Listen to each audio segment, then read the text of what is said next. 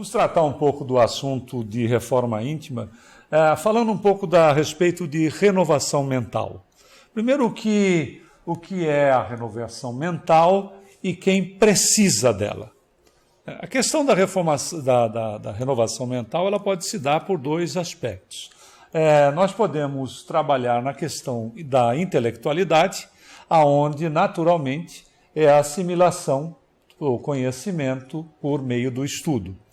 E também podemos trabalhar a questão afetiva. Então veja que uma coisa não necessariamente precisa estar deslocada da outra, mas ela pode estar deslocada, não é verdade? Podemos trabalhar a questão afetiva, que é o desenvolvimento dos sentimentos, notem, e plantação de simpatia mediante o serviço ao próximo. Nós estamos falando aqui de ação, não é? Ou seja, não é teoria. Se aqui a gente pode ficar na questão teórica, aqui nós estamos falando de atitude, né? Porque plantar simpatia mediante serviço ao próximo está exatamente exercitando a capacitação nossa daquilo que Jesus nos ensinou, né? Há mais de 2000 anos. Vós sois deuses.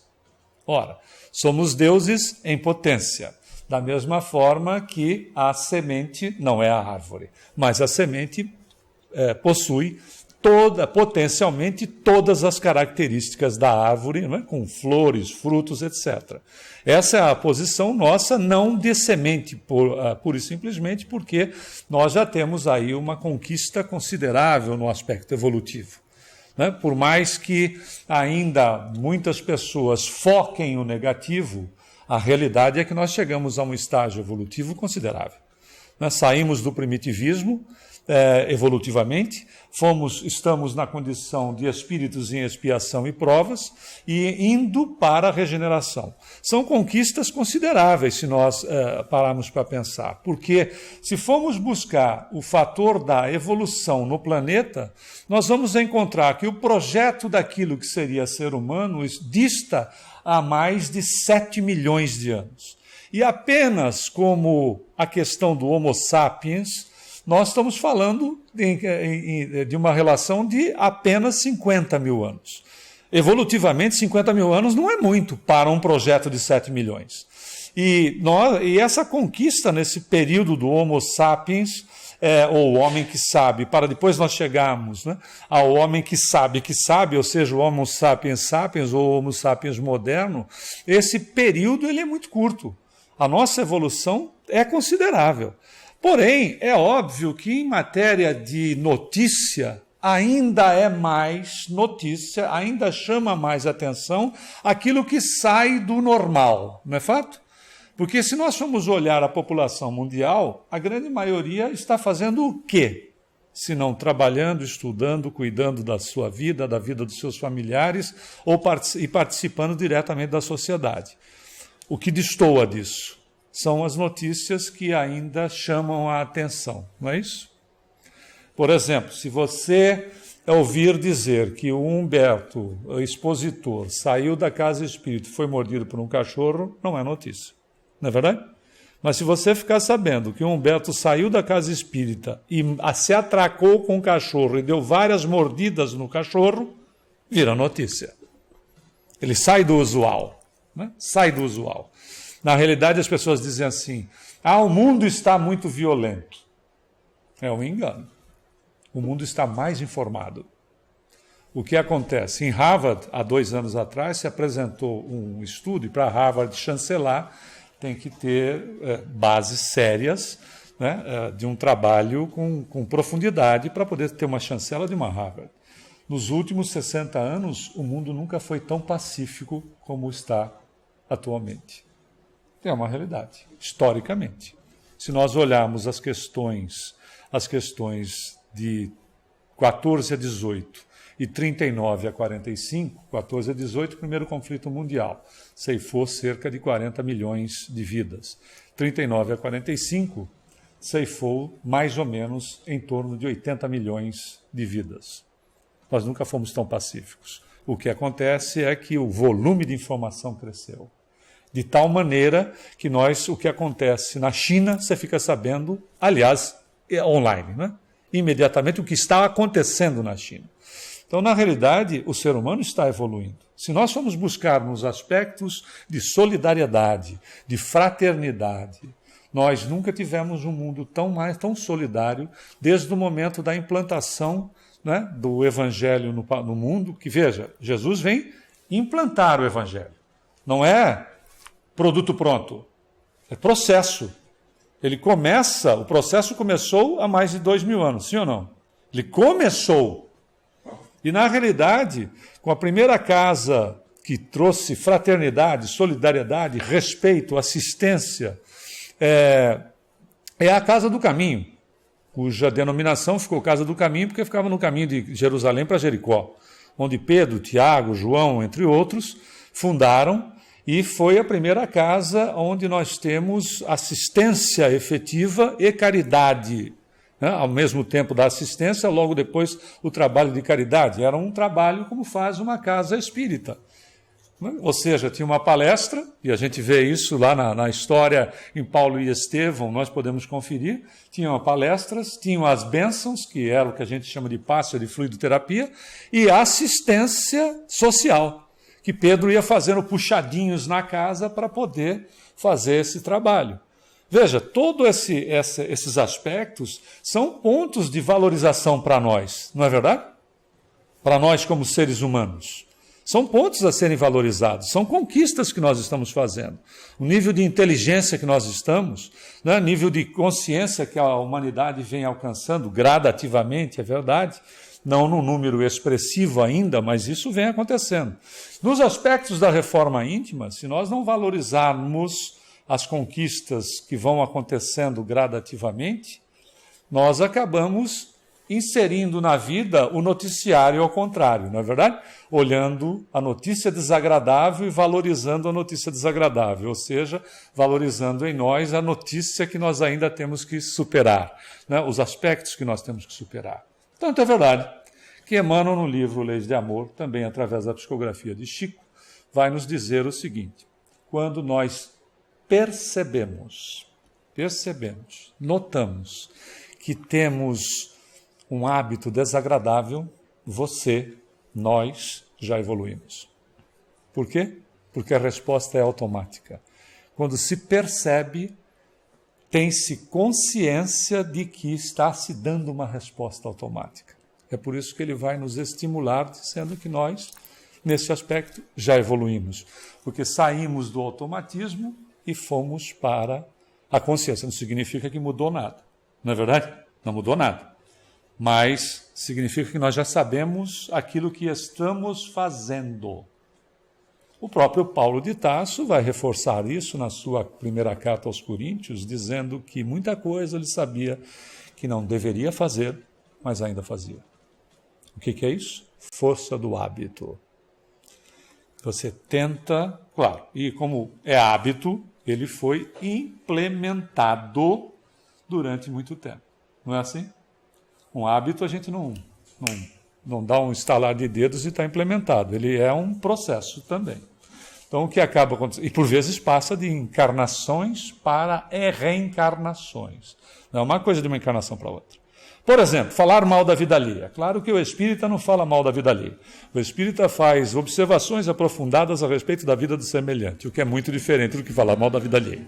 Não é verdade? Aí essa questão é a seguinte. Isso há um trabalho também. Pode se tornar um hábito onde são várias reencarnações que o indivíduo vem preparando, né? E graças a Deus, diz André Luiz na mensagem que se chama A Língua. Deus é tão bom, tão bom, tão bom, que apesar da língua ser um músculo, ela não cresce em tamanho quando você utiliza. Porque se crescesse em tamanho como a musculatura, na hora de falar mal, a gente carregaria a língua naqueles carrinhos de pedreiro, não é verdade? Para poder levar a língua. Claro que isso não é genérico, mas o fato é que essa questão, por vezes, vem sendo trabalhada de reencarnação para reencarnação, porque a mudança da vestimenta não muda o seu caráter. Não é fato? Não é sair, não é? A concepção antiga que nós tínhamos, anterior, de que, morreu, agora descansa em paz, e agora era tão bom, etc. Não há uma mudança de caráter pela mudança da vestimenta, senão como é que nós faríamos aqui na Flórida, né? Em relação a trocar de roupa, porque é um calor miserável o tempo todo. Então, na realidade, é uma questão de que a gente vai se aprofundando, e às vezes, por exemplo, em vez de falar alguma coisa, chega uma hora que você não fala mais, só olha. Daquela sim, já que significa uma tese, de defesa de tese. Porque há uma situação, quando a gente desperta para isso, o hábito está instituído. Não é fato? O hábito está instituído. E começa o trabalho e a luta. Fumar, nós sabemos que traz uma infinidade de tipos de cânceres. Não é fato? Muito bem. Tem informação a respeito disso? O que você quiser. Não é? O que se quiser. Mas, no entanto, muita gente fuma. Por quê? Por uma questão, primeiro, que a viciação da nicotina e do alcatrão é semelhante à mesma que faz a heroína e a cocaína no cérebro. A questão da dependência é idêntica. Não é por isso que não é tão simples muita gente dizer assim, eu paro de fumar a hora que quiser. A dependência no seu cérebro não sabe identificar nicotina, alcatrão, heroína, cocaína. Ele não sabe identificar. É todo um processo similar.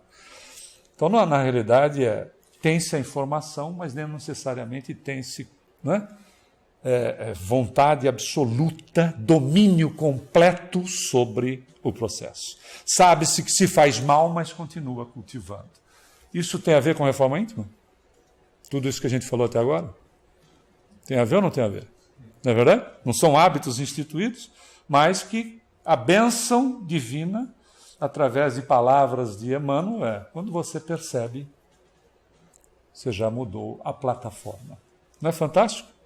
Porque isso são estímulos que nós vamos recebendo. Quem é que então precisa se modificar? Né? Quem são as pessoas que precisam? Nós trouxemos uma pequena lista aqui. Alguns detalhes a respeito de quem precisa se modificar. Por exemplo, quem se sinta infeliz, quem se julgue pouco estimado ou rejeitado, não trabalhe bem, se afaste dos outros, se irrite ou deprima com frequência, pense em prazeres excessivos, só trabalhe por dinheiro ou projeção social. Não acabou. Pense primeiro em si mesmo. Precise falar ou discutir horas seguidas. Não suporte ser criticado, criticada, contestado, contestada. Se considere superior ou inferior aos outros. Queira mandar sempre. Tema ser dominado. Não tolere ficar só. Tá bom, o que é mais? Tem mais. Padeça de fobias ou inibições. E use o próximo como objeto para satisfazer desejos ou conseguir vantagens. Se você, nós, não nos encaixamos em nenhum item aqui, você está reencarnado no lugar errado. Você devia estar ou no nosso lar, ou provavelmente reencarnado em Júpiter, lá conversando com o Moza ou com Bernard de Palissy, conforme indicado na Revista Espírita de agosto de 1868, e quando Kardec questiona Bernard de Palissy o que era necessário para fazer para reencarnar em Júpiter, não é no planeta, na dimensão sólida, né? Numa das dimensões de Júpiter, Bernard de Palissy respondeu de uma maneira muito simples, sabendo que em Júpiter uma existência comparada com a nossa dura mais ou menos de 400 a 500 anos. Lá você não anda levita. Olha que beleza, né? O que o Bernard de Palissy trouxe para Kardec, lá na Revista Espírita. Lá você não anda levita. Lá você não fala. Você se comunica pelo pensamento. Olha como Deus sabe o que faz, né? Você já imaginou se aguentar aquela mala 500 anos seguidos? Olha como Ele sabe o que faz. Né? Você pensa e as pessoas, né, passa aquela beldade, seja masculina ou feminina, e você pensa, cara, você reencarna a figura na Terra, porque é lá que ele precisa, né? Reencarna lá, né? Porque o pensamento é a linguagem, não se articula mais. Aí Kardec perguntou para Bernard de Palissy, que foi um grande oleiro da Idade Média, o que é necessário para reencarnar em Júpiter? Bernard de Palissy respondeu com 2 palavrinhas: ser bom. Se a gente não se encaixou aqui, reencarnou aqui, ou é missionário, ou errou o caminho. O GPS te colocou no lugar errado. Porque, na realidade, via de regra, de uma maneira ou de outra, se não em algumas outras coisas, a gente sempre tem alguma pendência. Não é fato? Mas isso também não significa que esta pendência deva ser priorizada. Não é fato? Querem ver? Nós trabalhamos muito tempo com depressivos, durante muitos anos, e nós sempre estimulamos um aspecto. A depressão faz parte da sua vida. Ela não pode ser a sua vida. Mas isso pode ser qualquer tipo de problema. Tem gente que é hipertenso. A hipertensão faz parte da sua vida. Ela não pode se tornar a sua vida. Porque se ela se tornar a sua vida virou um inferno. Então a gente tem que fazer o quê? Minimizar aquilo que nós não temos condição de trabalhar, até porque isso aqui é uma máquina, né? Ela com o tempo vai sofrendo desajustes. Ela vai se desajustando como qualquer máquina. A gente vai trabalhar para minimizar os aspectos que são desagradáveis e estimular os aspectos que são agradáveis. Isso é trabalhar a reforma íntima, ou seja, trabalhar a reforma íntima não é um processo de autoflagelação, seja ela de natureza moral ou de natureza física, quando não as duas em conjunto.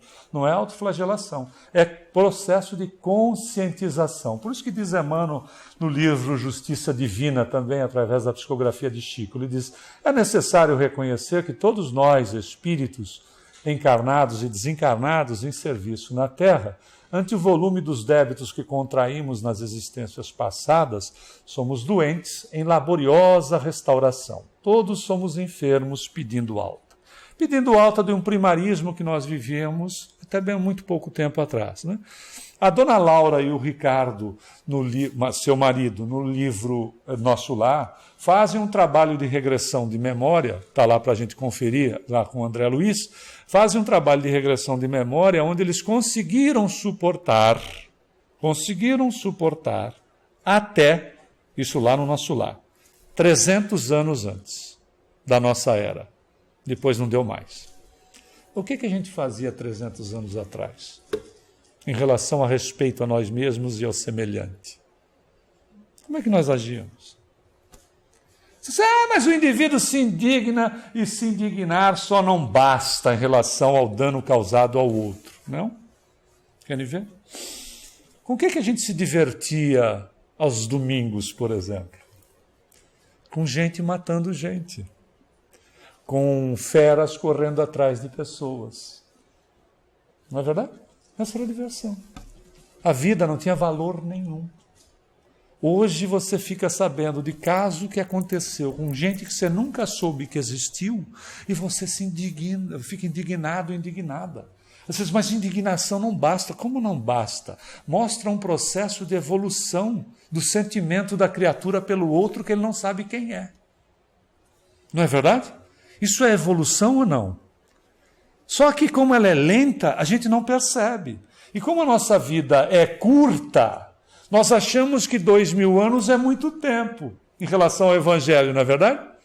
Se você vivesse em Júpiter, né, supondo que fosse 500 anos de existência, nós estávamos falando de um Evangelho de 4 gerações atrás, não é fato?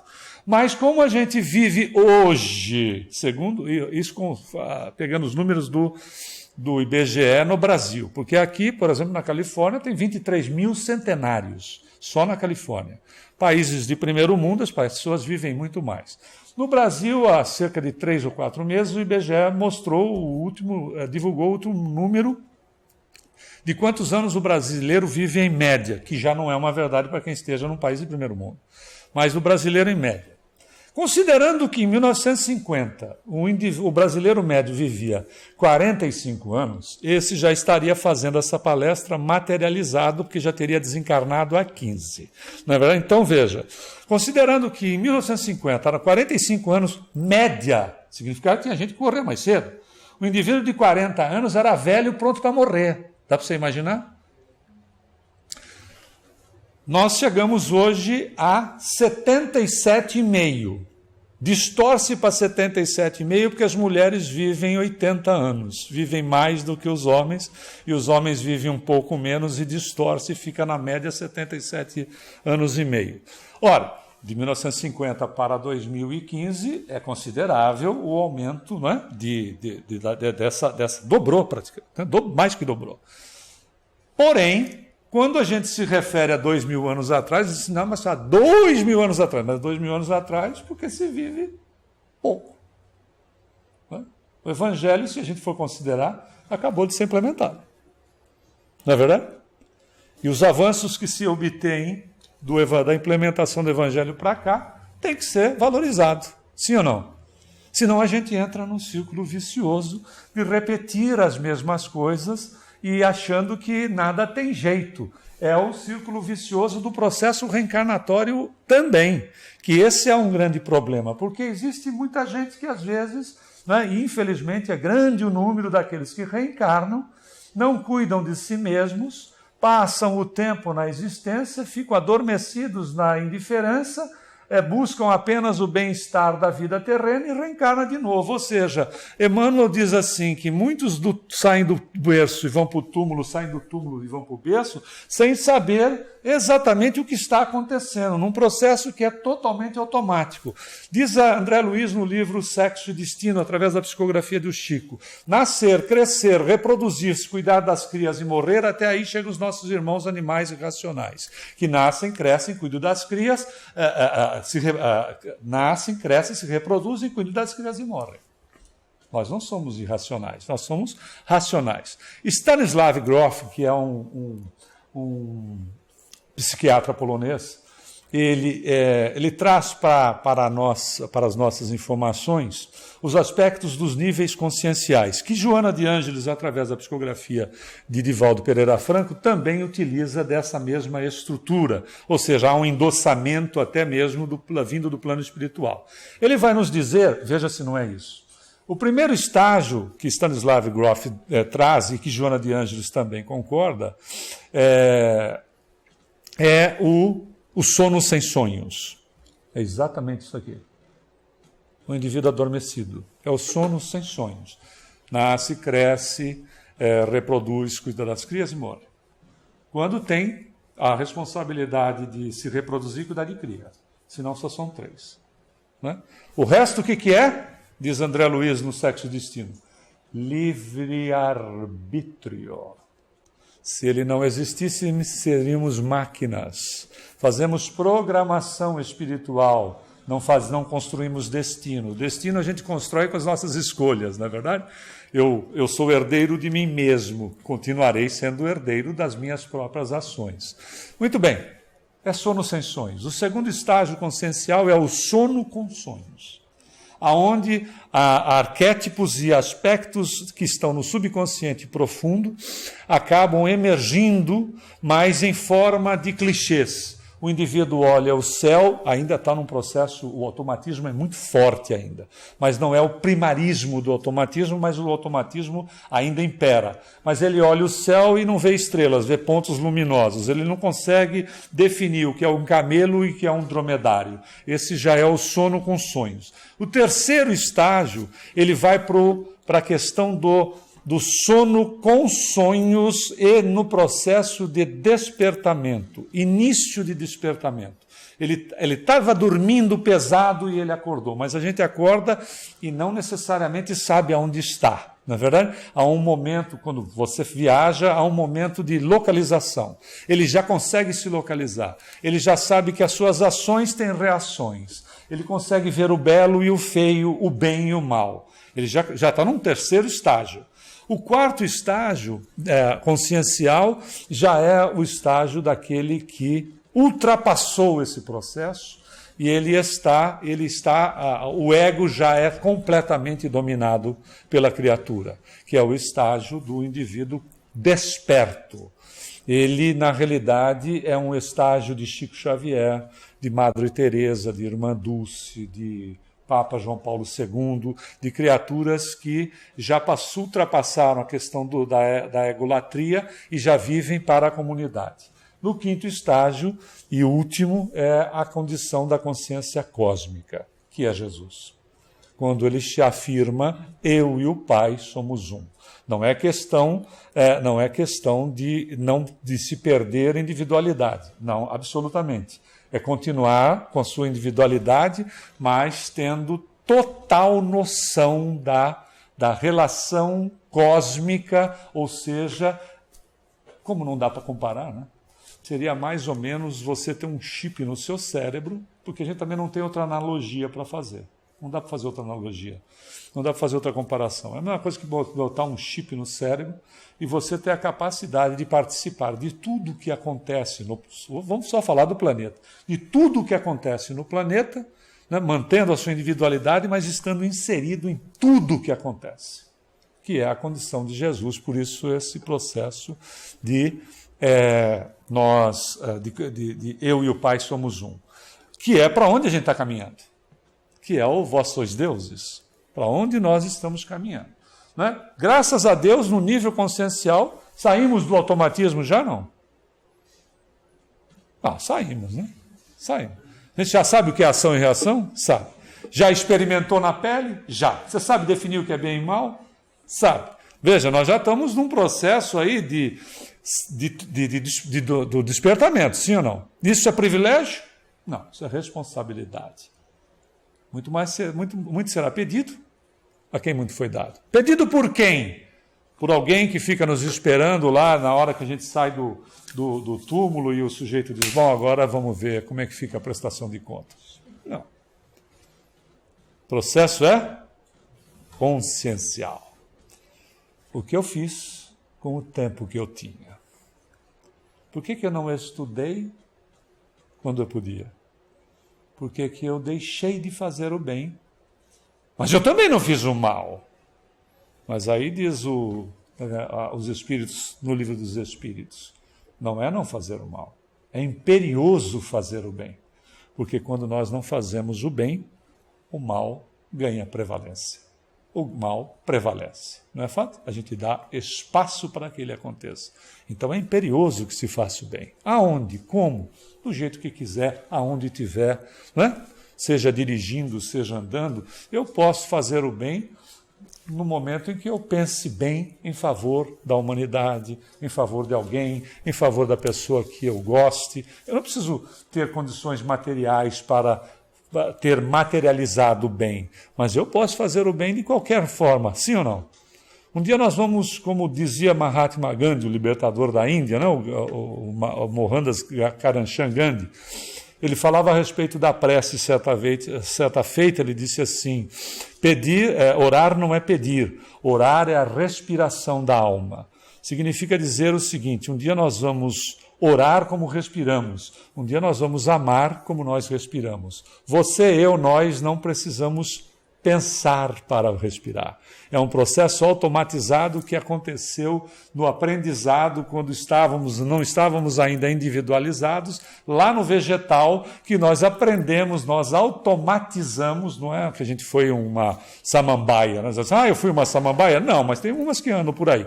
Mas o fato é, o ponto é que nós estagiamos como princípio inteligente ou princípio espiritual e foi lá que nós automatizamos a respiração.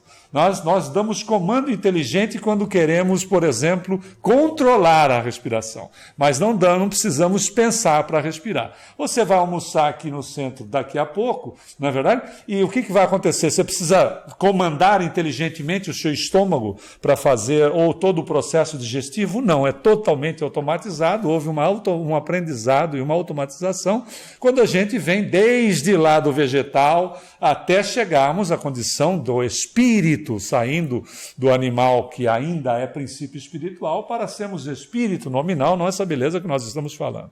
Então veja que estamos avançando sim, isso de novo precisa ser valorizado, até porque ninguém vai deixar de enfrentar o problema do autoaprimoramento, de reforma íntima, o nome que a gente quiser dar, agora ou no futuro, seja neste ou em outro mundo. Então, são exercícios. Ninguém é bom por decreto, a gente é bom por exercício. Ninguém perdoa por decreto, a gente perdoa por exercício. Sim ou não? Você faz o bem por exercitar-se no bem. Você perdoa por exercício no perdão. A gente ama por exercício. Então, o ponto é, refrear as paixões e amar o bem. Não é a paixão que é a condição básica da aproximação da criatura, porque se ela não existisse, a nossa raça teria desaparecido. É o controle sobre o processo. Porque a paixão em si ela é boa. Está lá, inclusive, no Livro dos Espíritos. A paixão é boa. Por quê? Porque ela faz o quê? Com que a gente se aproxime. Né? E é um processo químico. Não, é um processo químico. Por isso que ela acontece de formas diferentes nas pessoas. Se você não se apaixona por aqui, você se apaixona por aqui.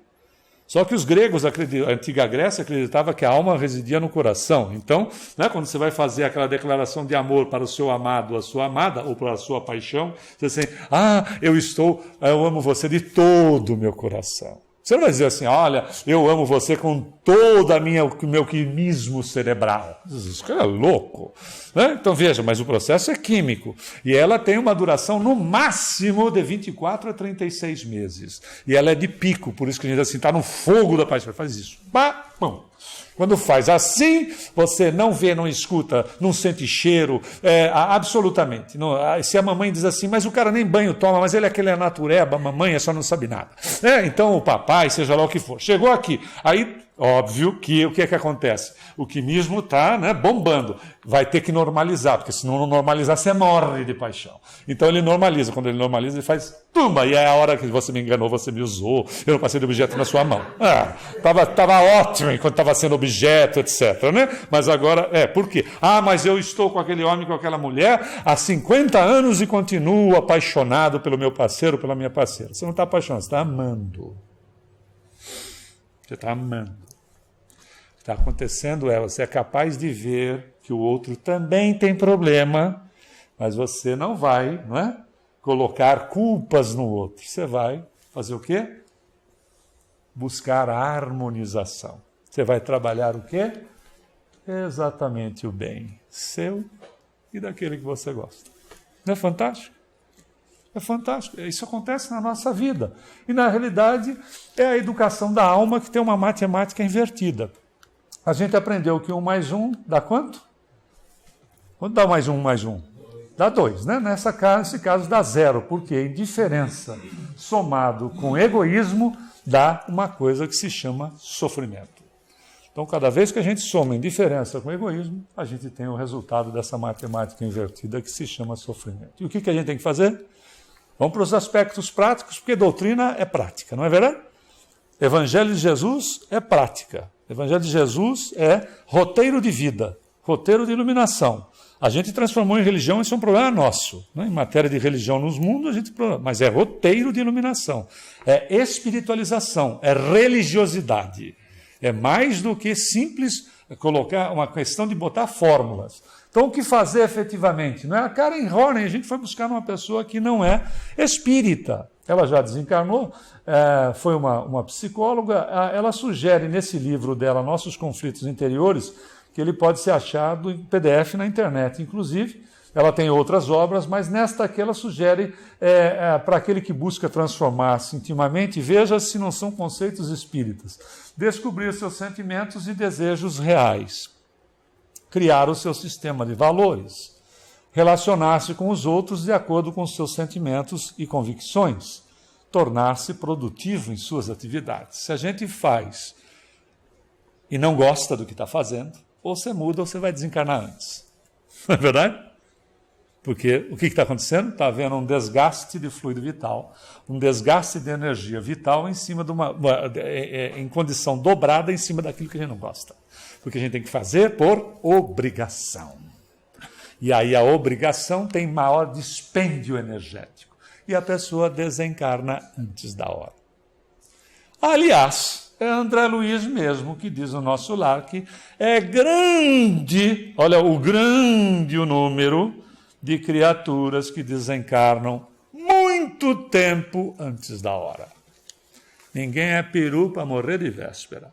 A gente morre, mas não. Ou seja, esticar a existência, ou reduzir a existência está na mão de quem? Da criatura que tem o livre-arbítrio para fazê-lo. O que pode ser? Cuidar-se, etc., tudo mais, dentro do patamar adequado, sendo útil.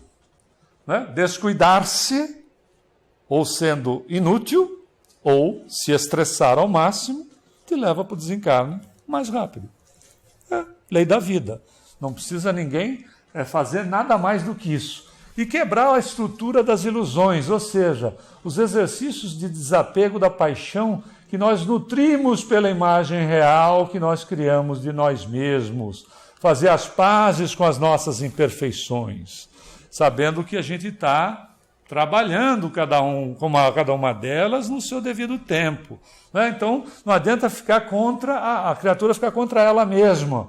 Abandonar os estereótipos e aprender a se valorizar com respeito.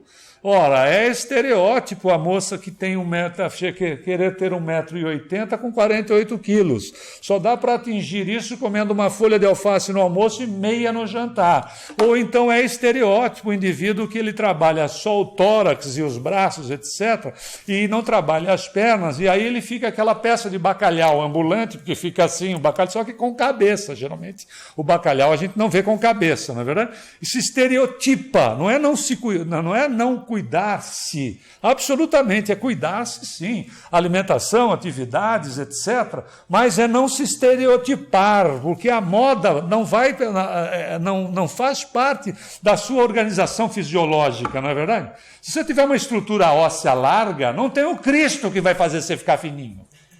É simples. Há que se respeitar sem se estereotipar, fazer o melhor para a questão da saúde, seja física, moral e todos os aspectos, sem querer criar estereótipos. Não é vir à frente e dizer assim, queridos irmãos, queridas irmãs, meus confrades, meus confreiros. Que é isso? Esse estereótipo. Não é verdade? Você tem que ser você, sim ou não? Porque você está falando de Jesus, você tem que ficar... Esse estereótipo. A gente tem que ser o que nós somos. Não é? E trabalhar sentimento. Não é o que vale? Quando a gente vai dar passo, a gente faz o quê? A gente fica estereotipando, a gente tem estereótipo para seguir, ou é transferência de sentimento, de energias positivas? Esses são os aspectos. Descobrir a nossa singularidade, a nossa simplicidade e vivê-la com gratidão. Coragem para descobrir seus desejos, tendências e sentimentos. Exercitar a autoaceitação através do perdão. Se a gente não se perdoar, como é que a gente vai perdoar o outro? Se a gente não gostar da gente, como é que a gente vai gostar do outro? Se nós não fizermos bem para nós, como é que nós fazemos bem para o outro? Agora, o outro, naturalmente, como diz Emmanuel no livro Fonte Viva, é a nossa ponte para com Deus. Ah, beleza? Quem é que faz caridade quando a gente está aplicando o passe? Por exemplo. Quem é que é o caridoso ali? Sou eu que estou aplicando o passe? Ou é o indivíduo que está permitindo que eu exercite aspectos positivos em mim mesmo porque ele está ali? Olha como fazer caridade é fazer o bem para si mesmo através do outro que está permitindo que eu possa me exercitar. Porque se ele não existisse, eu ia exercitar com o quê? Com a parede? Não é fantástico? Quer dizer, não estamos acima do indivíduo. Ele está no mesmo grau nosso, no nível de que ele permite que eu possa exercitar o bem, levando algo de bom para ele. Olha que fantástico que é o que o Evangelho traz para a gente. Aprender a ouvir com atenção o que se passa à sua volta. Dominar o perfeccionismo, nutrindo a certeza de que ser falível não nos torna mais inferiores. Somos criaturas em aprendizado, não somos projeto pronto. Estamos, e muitas vezes, cometemos os equívocos por desconhecer como se faz. Depois que a gente tem a prática, a coisa fica simples. Mas, num primeiro momento, há que se ter paciência para atingir o resultado em relação à prática. Valorizar efetivamente as suas vitórias, sejam elas quais forem. Na receita de bolo na sua casa ou qualquer outro tipo de vitória, valorize-a para que a gente se sinta valorizado. Descobrir as qualidades, acreditar nelas e colocá-las a serviço das metas de crescimento. Está vendo como reforma íntima não é complicada? A gente é que pode se complicar. E como é que a doutrina espírita pode auxiliar no processo da educação da alma? Olha que beleza. Uma terapêutica que nos é oferecida sobre vários ângulos e que não está definido num só. Por exemplo, a fluidoterapia, o passe, como cada casa utiliza dessa terminologia. palestras e estudo para a questão de ampliarmos a nossa capacidade de visão e nos conscientizarmos. A prece como elemento de ligação entre criatura e criador, um veículo que não precisa de intermediário e que liga a criatura ao seu criador. A desobsessão quando necessário, a água magnetizada ou fluidificada, o evangelho no lar como ponto referencial em relação às questões da nossa vida de relacionamento em família e na sociedade, que é a família estendida, que é para onde a gente está caminhando à medida que evolui, não é verdade? Nós não teremos uma família porque nós temos a família parental. A nossa família, na realidade, ela é universal. Ela é composta de todos os elementos que estejam na dimensão em que se encontrarem. Conscientização, né? E fé. Conscientização primeiro, porque a fé vem depois. À medida que a gente se conscientiza, por exemplo, em relação à divindade, existem aqueles que creem e tem aqueles que sabem. Esse é o ponto em relação à doutrina dos espíritos. Não adianta crer em Deus. Há que se procurar conhecer Deus. De que maneira? Se você sabe, a questão da crença, ela é interessante. Quando a pessoa tem crença apenas, a crença tem estrutura decepcionante. Eu creio que vai chover hoje, então aí eu levo guarda-chuva, capa, etc. Não chove. Eu me decepcionei. Eu creio que Deus vai me dar isto e aquilo. Ele não me dá, porque não dar é dar. Não é? Porque ele, sendo ele sabedoria infinita, ele sabe se aquilo que a gente está pedindo é bom para nós ou não. Se a criança pede uma faca para brincar com um amiguinho dela ou com a amiguinha, você daria a faca para ela brincar? Não. Por quê? Porque a gente tem bom senso e sabe que ela vai se ferir, se não ferir o amiguinho, por vezes até mesmo mortalmente. Então, não dá para achar que o micro tenha maior bom senso que o macro, considerando que o macro é a divindade. Quando a gente crê em alguma coisa, a crença tem base decepcionante. Ela traz decepção. Quando você sabe, você não se decepciona. Não é verdade? Eu sei que Deus existe. E se Ele existe, Ele é justo. E se Ele é justo, eu passo por aquilo que eu preciso. Não está certo, não? Ou seja, nós criamos a questão do mérito. Quando a criatura diz assim, foi na casa espírita e recebeu um auxílio. Ele mereceu. É uma verdade. Está passando pelo que merece. É uma verdade. Se bem que, como a divindade é amor absoluto, quando a gente passa pelo que merece, passa com a misericórdia divina. Por isso que diz André Luiz no livro Sinal Verde, a gente contrai débitos por atacado e paga em suaves prestações. Porque se Deus usasse da medida que a gente usa em nós mesmos ou no semelhante para fazer justiça, que a gente acha que é justo, nem reencarnado a gente estaria. Não é verdade? Porque Deus seria cruel. E isso não acontece. A sua misericórdia atua sobre nós. Por isso que Jesus, diante do quadro da mulher adúltera, ele não a condena. Ele faz um processo de caridade. Se você olhar essa passagem, ela tem 3 aspectos, entre tantos outros, extremamente importantes. Porque quando trazem a moça ridicularizada na frente das pessoas, porque o machismo imperava. O Moisés mandava que o adultério fosse lapidado em praça pública. Então seria o adúltero e a adúltera que iriam morrer pelo apedrejamento. Porém, a sociedade machista considerava apenas a mulher. Então levam a moça, ridicularizando-a diante de Jesus. E como ele não tomasse uma atitude, e continuam ali, porque havia lá uma pegadinha, né? A ideia era, se ele disser para apedrejar, se ele disser para apedrejar, a gente vai desmascará-lo, dizendo, mas você não fala em amar o próximo como a si mesmo? Como é que você fala para apedrejar? Se ele disser para não apedrejar, ele está contra a lei. E se ele estiver contra a lei, a gente o acusa diretamente. Havia lá toda uma tramóia. Mas ele faz a célebre pergunta. Aquele que nunca errou, né, que nunca cometeu um deslize, que atire a primeira pedra. Há aí um trabalho assistencialista. Não é verdade? O que ele está fazendo? Ele está tirando a moça do risco de morte. Que ela ia ser executada. Ele está fazendo um trabalho assistencialista. Ele tira a mulher do risco de morte que era iminente. Aí ele usa de misericórdia, que é um segundo estágio. Ele diz, onde é que estão aqueles que te condenavam, mulher? Diz, Senhor, todos se foram.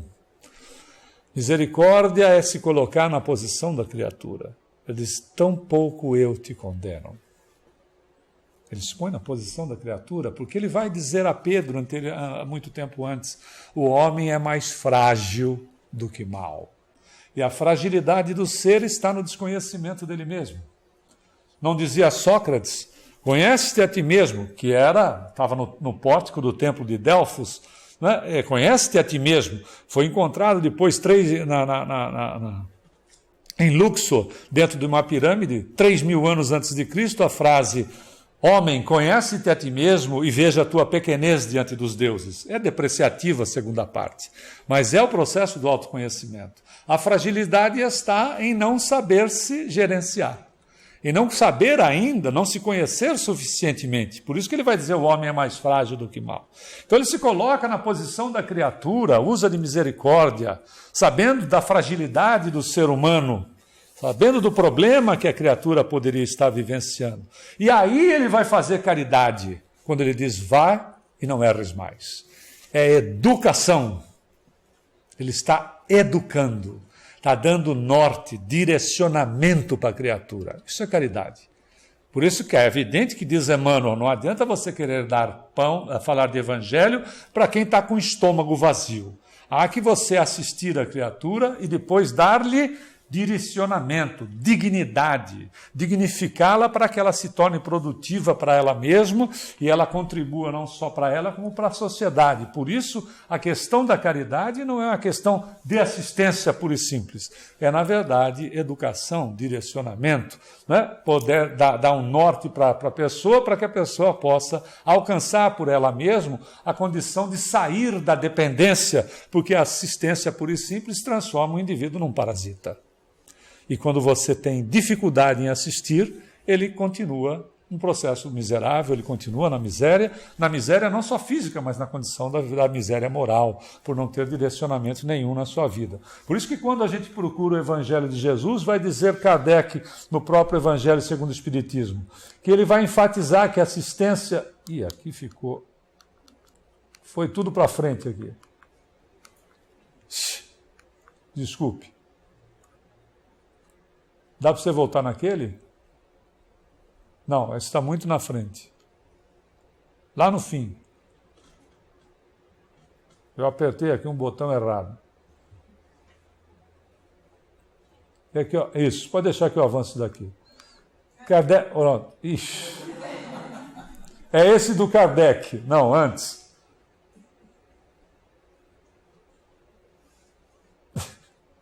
Não, um antes. Um anterior.